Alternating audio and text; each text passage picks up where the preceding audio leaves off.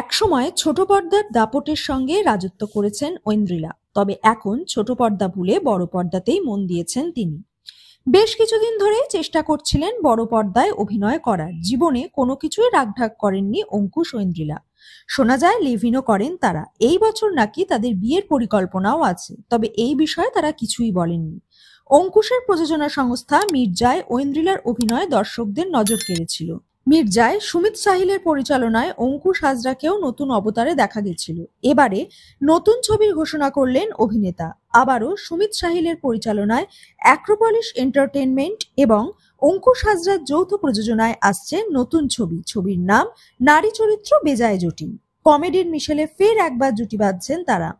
আন্তর্জাতিক নারী দিবসে প্রকাশ্যে এলো ছবির প্রথম পোস্টার। দেখা গেল ঝন্টু অর্থাৎ অঙ্কুশকে কানে আঙুল দিয়ে বসে থাকতে, তার পিছনে কোমরে হাত দিয়ে ভাব নিয়ে দাঁড়িয়ে আছেন ঐন্দ্রিলা।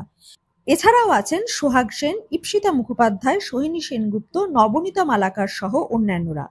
চলতি বছরের মাঝামাঝি সময়ে শুরু হবে সিনেমার শুটিং। দমফাটা হাসির মোড়কে তৈরি গল্প।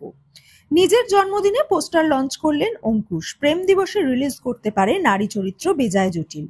কেবলমাত্র অঙ্কুশ ঐন্দ্রিলাও নন, এবার বড় পর্দায় ফিরতে পারেন বিক্রম সোলাঙ্কি। টলিপাড়ার গুঞ্জন আসছে শহরের উষ্ণতম দিনে পার্ট 2। একটা সিনেমা বা ওয়েব সিরিজ যদি দর্শকের ভালো লাগে, তাহলে তারা আশা করেন তার পার্ট 2ও আসবে। শহরের উষ্ণতম দিন নিয়েও সেই আশা ছিল। বিক্রমের কথায় প্রাথমিক স্তরে কথাবার্তা চলছে, তবে এখনো চূড়ান্ত কিছুই হয়নি। অভিনেতার হাতে এখন একগুচ্ছ কাজ। ধারাবাহিকের মতো বড় পর্দাতেও বিক্রম সোলাঙ্কির জুটি পছন্দ করেছিল দর্শক। অভিনেত্রীও ব্যস্ত সিনেমা এবং ওয়েব সিরিজ নিয়ে। শহরের উষ্ণতম দিনে পার্ট 2 ফিরছে, এই প্রশ্ন করায় কি বললেন তিনিও এক্সাইটেড, তবে এই সম্পর্কে তাকে এখনো কিছু জানানো হয়নি, তাই তিনি এই বিষয়ে কিছুই জানেন না।